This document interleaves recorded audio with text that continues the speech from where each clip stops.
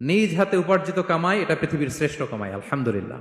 পরিশ্রমের মাধ্যমে যে উপার্জন, এটাকে ইসলাম আমাদেরকে উৎসাহিত করে।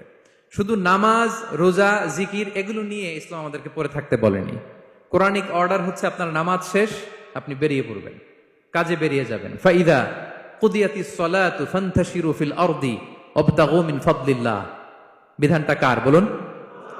আওয়াজ করে বলুন, বিধানটা কার? এটা কোরআনিক ভার্ডিক্ট, কোরআনের বিধান। নামাজ শেষ, গোল হয়ে বসে জিকির করতে বলা নাই আল্লাহ। আল্লাহ বলেছে ফান্তাশিরু ফিল আরদ ওয়াবতাগু মিন ফাদলিল্লাহ, জমিনে ছড়িয়ে পড়ো, আল্লাহ রিজিক তালাশ করো। নামাজ শেষ, বেরিয়ে যাবেন। কৃষক চলে যাবে মাঠে,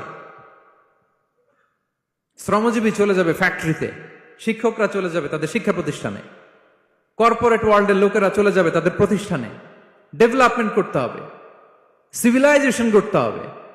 নামাজের পরে গোল হয়ে বসে থাকা চলবে?